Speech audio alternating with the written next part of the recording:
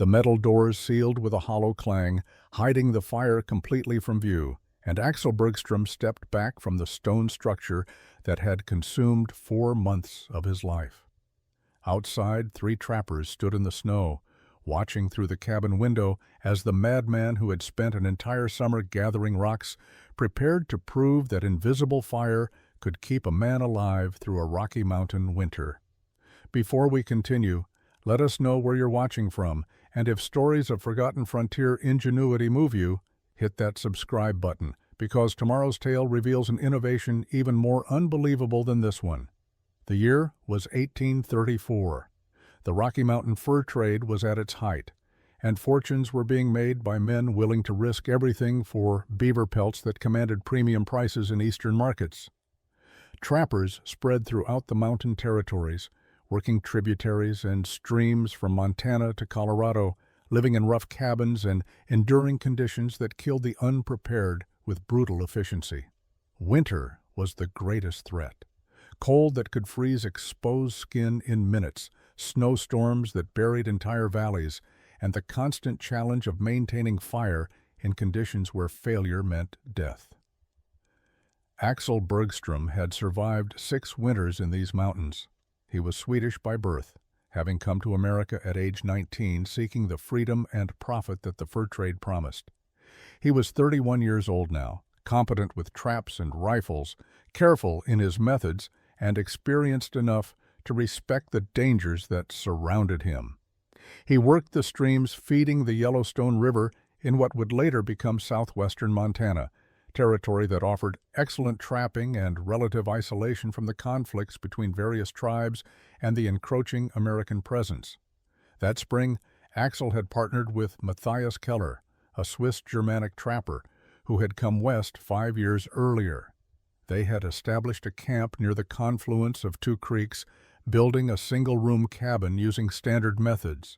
The structure took them 4 days to construct.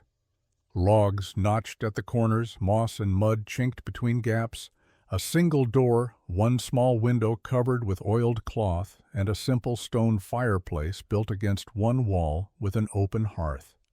It was adequate shelter, no different from dozens of similar cabins scattered throughout the region.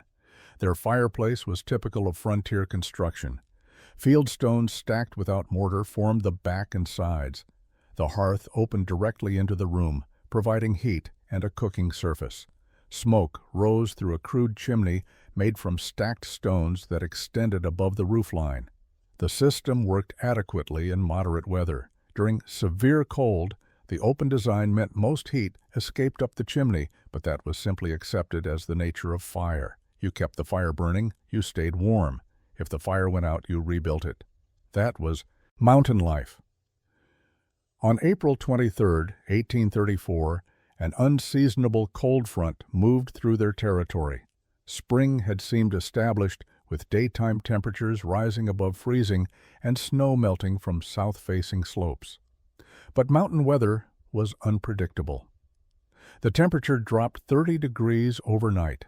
By dawn, fresh snow was falling, and the wind carried the bitter edge of deep winter, returning without warning.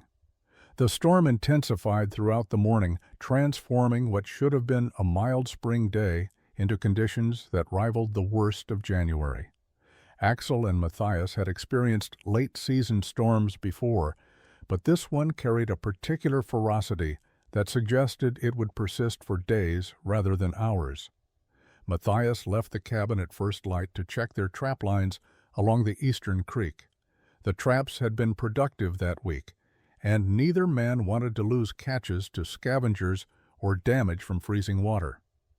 Axel stayed behind to maintain the fire and process pelts from the previous day's collection. The work was tedious but necessary. Pelts had to be scraped, stretched, and dried properly, or they would lose value at trading posts. Around midday, the wind increased. Snow fell heavier. Axel kept the fire built up, feeding it regularly with split wood from their supply stacked against the exterior wall. The open hearth consumed wood quickly in cold weather, but they had prepared adequately. He worked through the afternoon, expecting Matthias to return by late afternoon as usual. The trap lines were only 3 miles distant, an easy walk under normal conditions. Darkness came early under heavy clouds. Matthias had not returned. Axel stood in the doorway, looking out into blowing snow, seeing nothing. He considered the possibilities. Matthias might have taken shelter, waiting out the worst of the storm. He might have injured himself and be struggling back slowly, or something worse might have happened. After another hour of waiting, Axel gathered his rifle, extra powder, and a blanket. He left the cabin and headed toward the trap lines. The wind cut through his layers of wool and leather. Snow had already covered Matthias's tracks from the morning. Axel followed the familiar route toward the eastern creek, calling out periodically, hearing nothing but wind in the pines. He found Matthias 2 miles from the cabin, lying in a hollow between 2 fallen logs where he had apparently tried to take shelter. Matthias was dead. His body was frozen, his face peaceful in a way that suggested he had simply stopped moving and let the cold take him. There were no signs of injury, no evidence of animal attack. He had simply been caught in the storm, unable to reach shelter, and had succumbed to hypothermia. Axel knelt beside his partner's body, understanding immediately what had happened. Their cabin fire had gone out during the previous night while both men slept. They had awakened to a cold cabin and had rebuilt. The fire, but the temperature inside had dropped significantly.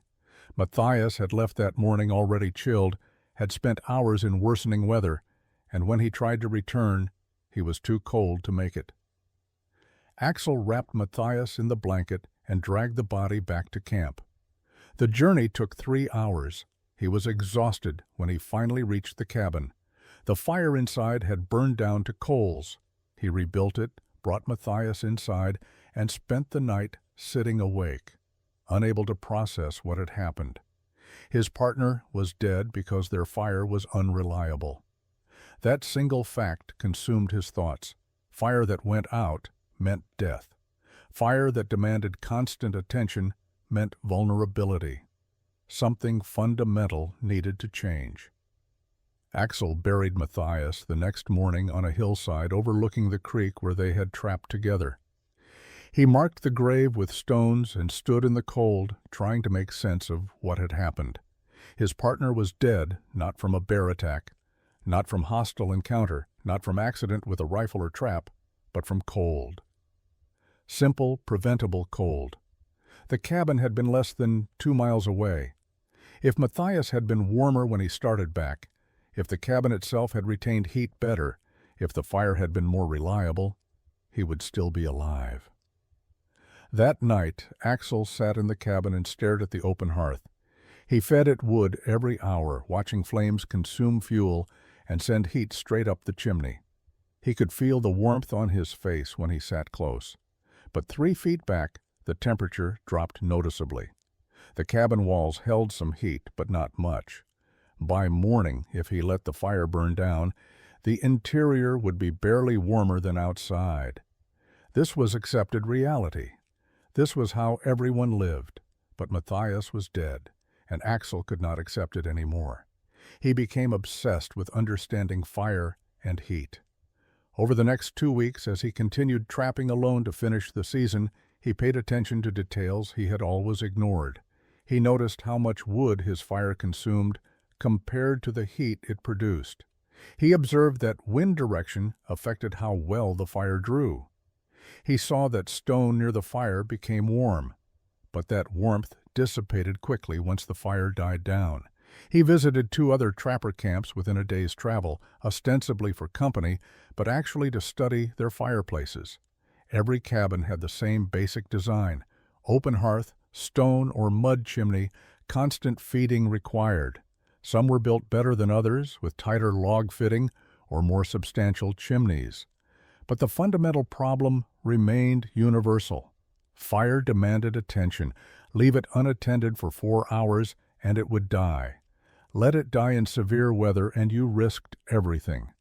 The more Axel observed, the more convinced he became that there had to be a better way. He began thinking about the problem systematically. Fire produced heat. That heat mostly escaped. What if it could be captured? Stone absorbed heat when placed near fire. What if more stone was used, surrounding the fire completely? But fire needed air. Sealing it completely would suffocate it. So there had to be controlled airflow, not open exposure. His thoughts kept returning to one concept that seemed both logical and impossible. What if fire could be enclosed in a chamber, fed through a small opening, and sealed when not being tended? Would it suffocate? Would it burn hotter? Would the surrounding stone hold heat longer? He had no formal education in engineering or physics. He understood carpentry basics from his father in Sweden, but nothing about advanced construction or thermal dynamics. What he did have was practical experience, careful observation, and a driving need to solve the problem that had killed his partner. By late May, when he prepared to leave the mountains for his annual supply run, Axel had made a decision. He would find answers, learn whatever he needed to learn, and return to build something better. Axel left the mountains in early June 1834 with his season's pelts loaded on 2 pack horses. The journey to the nearest trading post took 5 days. He sold his furs for a respectable profit, enough to sustain him through the next year with surplus for supplies. But instead of purchasing the standard trapper kit of powder, lead, coffee, salt, and tobacco, Axel spent only half his money on essentials. The rest he reserved for something different. He continued to St. Louis, arriving in late June. The city was growing rapidly, serving as the gateway to western expansion. Axel had visited before, but had never paid much attention to the buildings or how they were constructed. This time, he observed everything with focused intensity. He spent days walking streets, studying structures, asking questions that made people think he was peculiar. He found a bakery run by a German immigrant family and spent an entire afternoon watching them work. Their oven was built from brick, a large domed chamber with a small front opening and a metal door.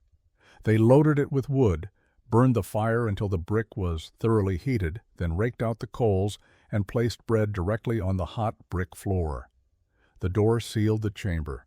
Hours later, they opened it to find perfectly baked loaves. The brick had held enough heat to cook dozens of loaves without any visible fire. Axel asked how long the oven stayed hot. The baker said it remained warm enough to bake for 6 to 8 hours after the fire was removed. He visited homes of German and Scandinavian immigrants who had built masonry stoves, tall ceramic or stone structures that burned wood in enclosed chambers. They explained that these stoves, common in Europe, used far less wood than American fireplaces while providing more heat. The secret was thermal mass. Heavy stone or brick absorbed heat and released it slowly over many hours. One firing in the morning could keep a house warm all day and into the evening. Axel watched. Blacksmiths working with forges, noting how they controlled airflow to regulate fire temperature. Too much air and the fire burned too fast. Restricted air with proper draft created intense, sustained heat. He saw how metal could withstand high temperatures, how iron hinges and doors could seal openings while remaining functional through countless heating and cooling cycles. By mid-July, Axel had formed a complete vision of what he needed to build: a stone structure with thick walls surrounding a fire chamber, a small front opening fitted with metal doors that could seal completely, a chimney designed to provide draft even when doors were closed. The concept was clear in his mind, but he needed hardware he could not make himself. He found a blacksmith named Ezekiel Abernathy who operated a shop near the riverfront. Axel described what he wanted: a set of metal doors, hinged, fitted into a frame that could be mounted into stone. The doors needed to be thick enough to withstand intense heat, hinged to open and close repeatedly, and fitted tightly enough to seal effectively. Ezekiel listened with growing skepticism. When Axel finished, the blacksmith shook his head. "You are going to seal fire inside a stone box? The fire will suffocate. You will fill your cabin with smoke." Axel explained about draft and controlled combustion. Ezekiel remained doubtful, but agreed to forge the hardware. The work would take 2 weeks and cost more than Axel had planned, but he paid the deposit. Axel returned to the mountains in late July 1834 with unusual cargo. The metal doors and frame weighed nearly 40 pounds. The hinges were heavy iron, designed to support substantial weight and withstand repeated heating. He also carried a specialized trowel for working mortar, several small iron pins for reinforcement, and detailed sketches he had made of the masonry stoves and ovens he had studied. Other trappers he encountered on the trail looked at his supplies with confusion. Metal hardware was expensive and heavy. Most men spent their money on practical goods that directly supported trapping. Axel offered no explanations. He returned to the site where Matthias was buried, but chose a different location for his new cabin. The spot he selected was 50 yards from the creek on elevated ground with clear sight lines in all directions. Most trappers built close to water for convenience. Axel prioritized visibility and drainage. If threats approached, he wanted warning. If heavy rain came, he wanted to be above potential flooding. The location meant hauling water uphill daily. But the advantages outweighed the inconvenience. Before cutting a single log for the cabin walls, Axel began gathering stones. He spent 3 full weeks collecting material from the creek bed and surrounding hillsides. He was not looking for just any stones. He needed rocks that would withstand repeated heating and cooling without cracking. He tested candidates by building a fire and placing stones directly in the flames overnight. Shale cracked and split. Soft sandstone sometimes fractured, but harder granite and dense limestone remained intact. He rejected 2 stones for every one he kept. He also paid attention to shape. Completely irregular stones would be nearly impossible to stack into stable walls. He looked for rocks with at least one relatively flat face, even if the rest was rough and uneven. Each stone he selected was carried back to his building site and sorted by approximate size. Large foundation stones in one pile, medium wall stones in another, smaller gap-filling stones in a third. By mid-August, he had accumulated several tons of material. Other trappers occasionally passed by and saw his growing pile of rocks. Some asked what he was building. Axel explained he was constructing a fireplace that would hold heat longer and use less wood. Most nodded politely and moved on, clearly thinking his effort was excessive.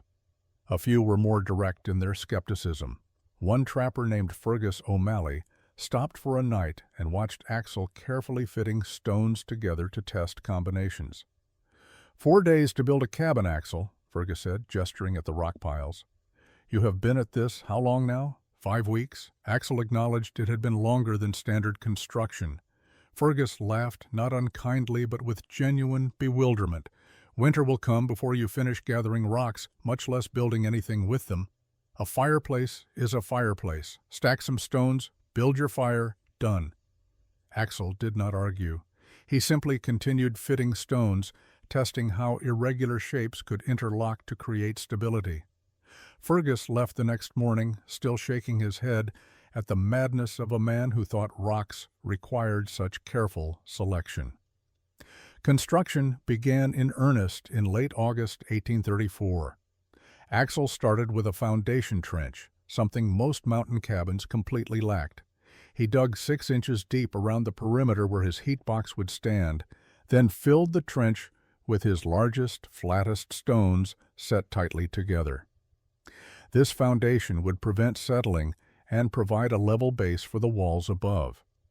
The work was tedious. Each stone required positioning, adjusting, repositioning, until it sat firmly without rocking. 3 days of work produced a foundation barely visible above ground level, but it was solid. The walls rose slowly. Axel began each morning by mixing mortar, a combination of clay dug from the creek bank, horsehair obtained from his pack animals, and fine ash from his cooking fire. He had learned in St. Louis that horsehair reinforced clay, preventing cracking as it dried. The ash provided additional binding and reduced shrinkage. He mixed batches small enough to use within a few hours before the material became too stiff to work. Each stone was placed individually. He would select a candidate from his sorted piles, fit it into the growing wall, remove it, apply mortar to the contact surfaces, then reset it firmly. The irregular shapes meant no two stones fit together the same way. Some required extensive mortar to fill gaps. Others nested together almost perfectly with minimal filling. The process demanded constant judgment about which stone to use in which location. Large, flat stones provided stability. Smaller, irregular pieces filled voids. Each course had to be relatively level before starting the next, which sometimes meant using multiple small stones to achieve the right height. Progress was painfully slow. A good day yielded 4 horizontal courses rising perhaps 10 inches. Bad days, when nothing seemed to fit properly, produced half that. Axel worked alone, talking to no one, focused entirely on the methodical process of transforming a pile of irregular rocks into a structured wall. By early September, the walls had reached 3 feet high, and the internal chamber was taking shape. Fergus O'Malley returned in mid-September, traveling through the area on his way to different trapping grounds. He found Axel still working on the stone structure, which now stood 4 feet tall with walls 2 feet thick. The interior chamber was roughly 3 feet wide, 3 feet deep, and open at the top. Fergus examined the construction with undisguised amazement at the effort involved. "You have been building this for 2 months," Fergus said, running his hand over the fitted stones. 2 months, Axel. I could have built 3 cabins in that time." Axel nodded, continuing to work mortar into gaps around a freshly placed stone. Fergus watched for a while longer, then asked the obvious question. "Why? What makes this worth 2 months of your life?" Axel explained his plan. The thick stone walls would absorb heat. The enclosed chamber would trap that heat instead of letting it escape up a chimney. The metal doors he had brought from St. Louis would seal the chamber, allowing fire to burn slowly with controlled airflow. One firing could potentially heat the stone mass enough to radiate warmth for many hours, perhaps through an entire night. Fergus listened to Axel's explanation with growing skepticism. "You are going to seal fire inside this stone box?" he asked, pointing at the growing structure. "Fire needs air, Axel. Everyone knows this. Seal it up, and you will suffocate it. You will have smoke pouring into your cabin with no way to escape." Axel tried to explain about controlled draft, about how the chimney would continue drawing air even with doors mostly closed, about how forges and ovens worked on similar principles. Fergus was unconvinced. "This is madness," Fergus said, though his tone carried more concern than mockery. "Hidden fire? Fire you cannot see burning? That is not how fire works. Fire burns in the open, where you can watch it, feed it, control it. What you are describing sounds like witchcraft, not carpentry." He gestured at the metal doorframe sitting nearby, already fitted with its heavy hinges. "You spent good money on that hardware, money that could have bought a winter's worth of supplies. And for what? To hide your fire behind metal doors?" Axel did not argue further. He had learned that explaining theoretical concepts to practical men was futile. The proof would come from the finished structure, not from words. Fergus left the next morning, still shaking his head, convinced that his friend had become obsessed with an idea that would ultimately fail. Axel returned to work as soon as Fergus disappeared down the trail. By late September, the walls reached 5 feet in height, and the structure was beginning to resemble its intended purpose. The interior chamber was now clearly defined, a rectangular space approximately 3 feet wide, 3 feet deep, and 4 feet tall.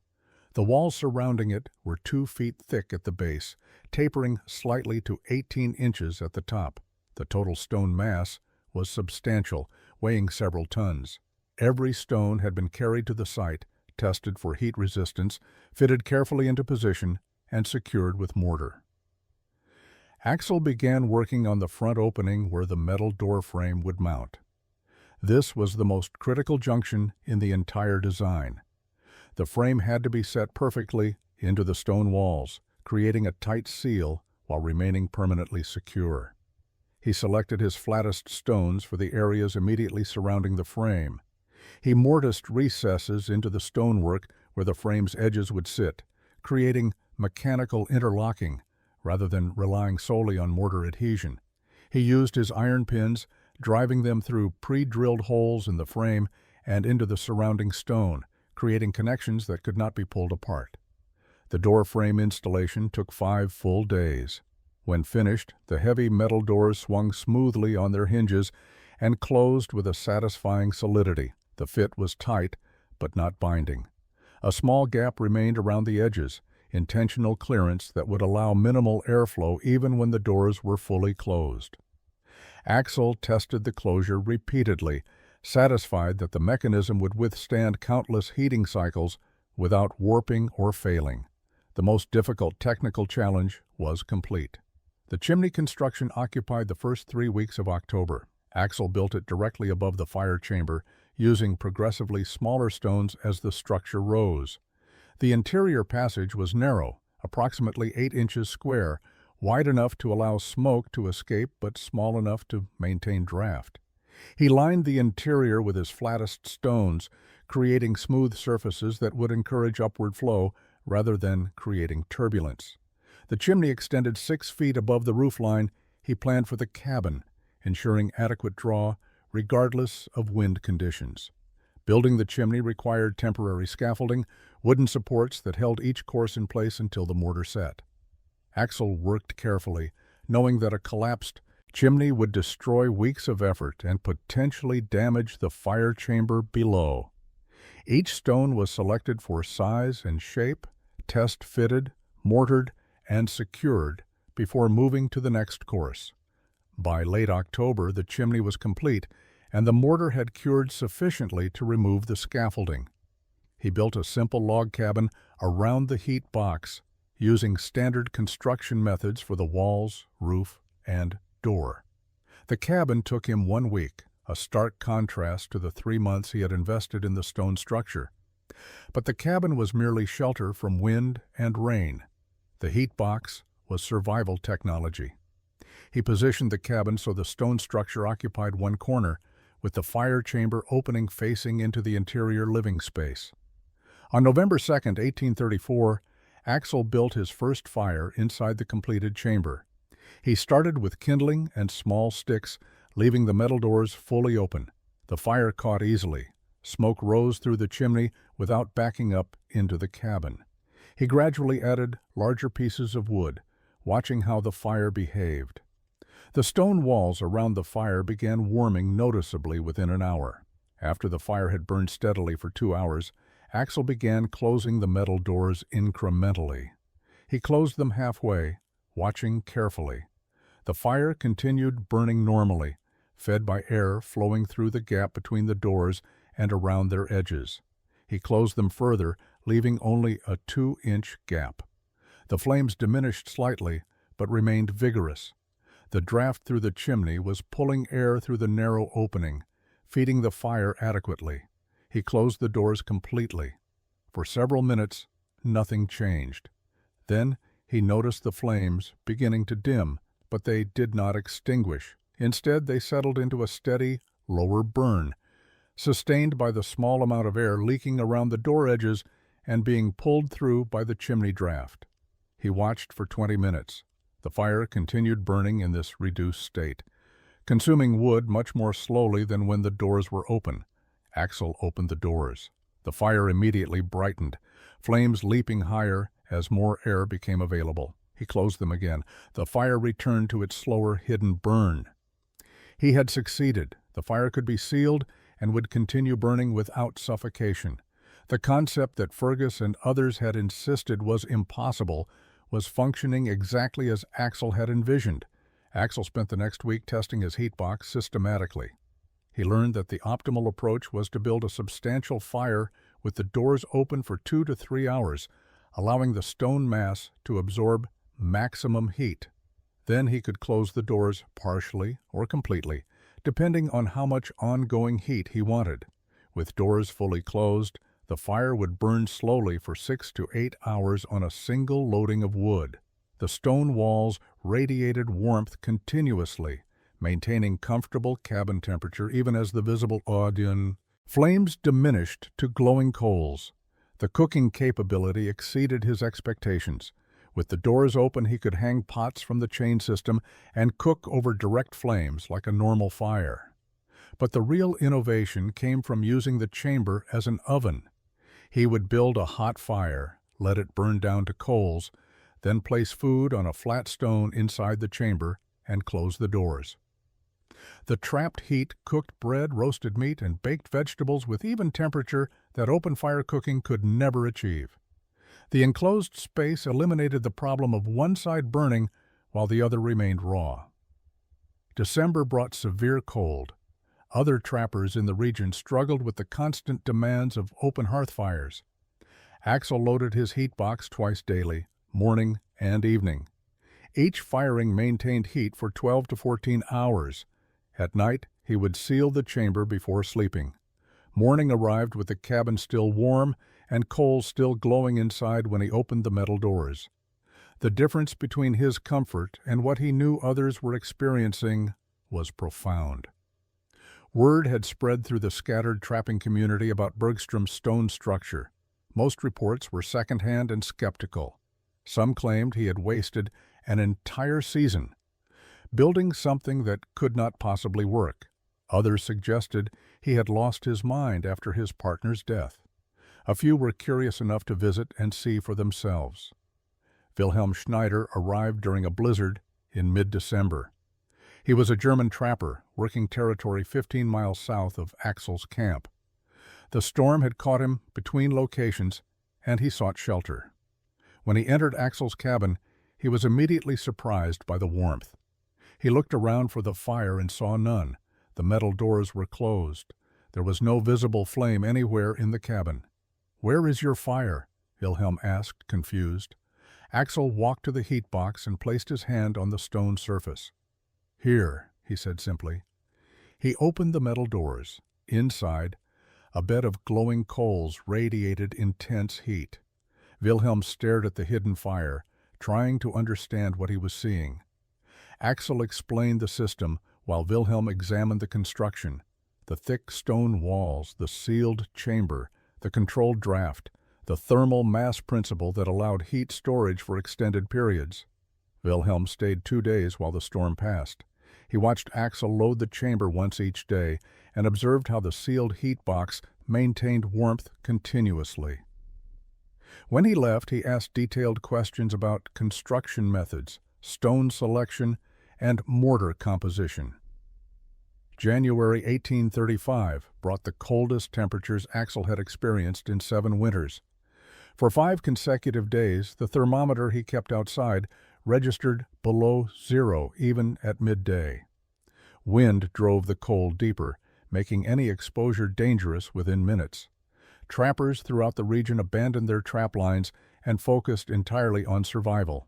Keeping fires burning became the sole occupation. Wood consumption increased dramatically as men fought to maintain livable temperatures inside poorly insulated cabins. Fergus O'Malley nearly died during this cold spell. He had left his cabin to check a trap line close to camp, expecting to return within 2 hours. While he was gone, his open hearth fire burned through its fuel and died. He returned to a cabin already dropping toward the outside temperature. His hands were too numb to work effectively with flint and steel. His kindling supply was outside. By the time he finally got a fire restarted, he was shaking violently from hypothermia and had lost feeling in 3 toes. He made his way to Wilhelm Schneider's cabin the next day, struggling through deep snow.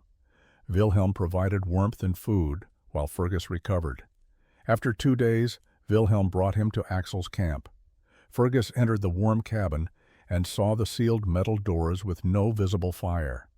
Axel opened them briefly to show the glowing coals inside, then closed them again. The radiant heat from the stone walls maintained comfortable temperature throughout the space. Fergus sat in silence for a long time, absorbing the reality of what Axel had built. Finally, he spoke. "I called you mad," he said quietly. "I told others you were wasting your time. I was wrong." Axel nodded, but offered no judgment. Fergus had survived, and that was what mattered. Before leaving, Fergus asked if Axel would help him build a similar structure. Axel agreed. Spring of 1835 saw Wilhelm begin construction of his own heat box. He worked through summer and into early fall, gathering stones, fitting them carefully, building the thick walls that would store heat through winter. His structure was complete by October. Other trappers who visited his camp saw the sealed stone chamber and asked questions. Some remained skeptical. Others began their own construction projects. By 1842, approximately 15 trappers in the northern Rockies had built variations of what the community called Bergstrom boxes, or hidden fire systems. The technique spread slowly, carried by word of mouth and direct observation. No one promoted it formally. Those who understood its value built their own. Those who remained skeptical continued with traditional methods. Axel left the mountains in 1843. The fur trade was collapsing, beaver populations depleted, demand fallen. He took his savings to Oregon Territory and established a small ranch. He married Solveig, a Norwegian immigrant, in 1846. They raised 3 children who never knew their father had been a mountain man. Axel Bergstrom died in 1869 at age 66. He was buried in an unmarked grave outside Salem. But throughout the Rocky Mountains, stone heat boxes remained standing, weathered but functional, sheltering new generations of inhabitants, silent testament to innovation born from tragedy, spread through demonstration rather than promotion, and built to outlast the man who conceived it.